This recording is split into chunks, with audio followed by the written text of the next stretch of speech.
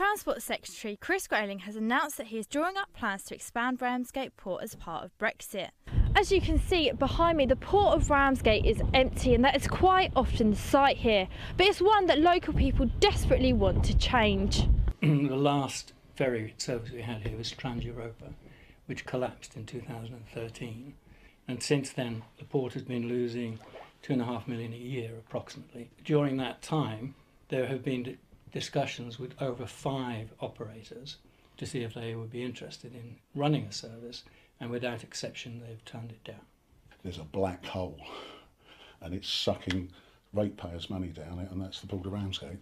It's a dead lump of concrete that is costing an obscene amount of money just to keep it sitting in readiness for nothing. They also feel that Mr Grayling's plans may not be best suited for Ramsgate. It warrants examination, but the reality is that Ramsgate is a very small port and it won't accommodate the large vessels that are used on the Dover routes.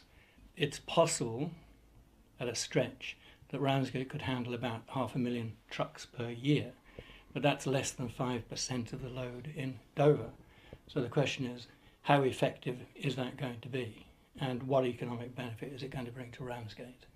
Even were the port to be reconfigured to accommodate larger vessels, there's a very real difficulty because there's a very narrow single access channel which restricts actually the traffic in and out of Port Ramsgate at any time. So it's quite important that these logistics are taken into account. Meanwhile, a spokesperson for Thanet District Council said, "We have been working on re-establishing ferry services at the Port of Ramsgate and are currently in discussions with a potential operator to establish a freight operation."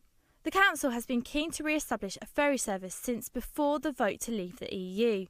This information has been shared with the government, but they have not responded on that basis. We recognise Ramsgate could play a role in supporting post-Brexit resilience by offering an alternative route for some cross-channel traffic to ensure at least some movement of goods should there be significant delays in Dover. But whatever the outcome for the port is, one thing they have all agreed on is that it certainly needs regenerating. This is Christina Curtis for KMTV.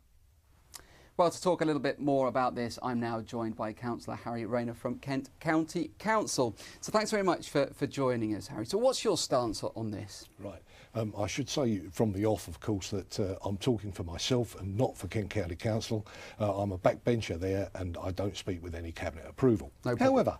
However, as I've explained to you earlier, I have virtually a whole lifetime in shipping and port operations, and it's really interesting that the proposal that's come forward from Chris Grayling, but one I have to say that it's highly unlikely that they would be able to spend 200 million in Ramsgate, given the amount of time available. Yes, some of that money may well be spendable there, but you also have to question the draft available at Ramsgate is very limited at 6.5 metres. The equivalent is over 8.5 metres at Dover, so it isn't going to be easy to transfer the vessel.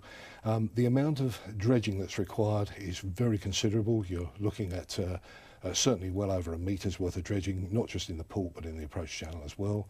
It isn't helped by the fact that you've got the Goodwin Sands right outside the entrance to the port, and in addition, one of the things that I haven't seen any sort of discussion about at all is it's well and good getting onto the Dutch and contracting for a big Dutch dredger to come and dredge. The difficulty is, what do you do with the arisings? In order to dispose of arisings, you need to get the approval of the Marine Management Organisation up in Newcastle on Tyne, and they are absolutely famous for the lack of alacrity with which they make decisions on this sort of thing. So if you ask me realistically whether I feel that this is a proposal that could fly, I really have to question whether anybody's done any kind of deep thinking about this and deep research to see whether or not it will go. In my view, it probably won't. More realistically, you can look at places like Sheerness and the Dartford International Ferry Terminal within Kent. My personal favourite, if I was Chris Grayling, would be to look at spending money in the haven ports at Harwich, at Harwich Navy, the Navy Yard there, and also the Bathurst Bay, and also at Ipswich as well. That's more realistic. You've got the A14 bound for the Midlands, and also there is some capacity there for holding on an old part of the A14 that's no longer used, holding HGVs that isn't readily available in Kent. Well, Harry, thanks very much. It's fascinating stuff, and I'm sure there's going to be much more on how we're going to solve this problem.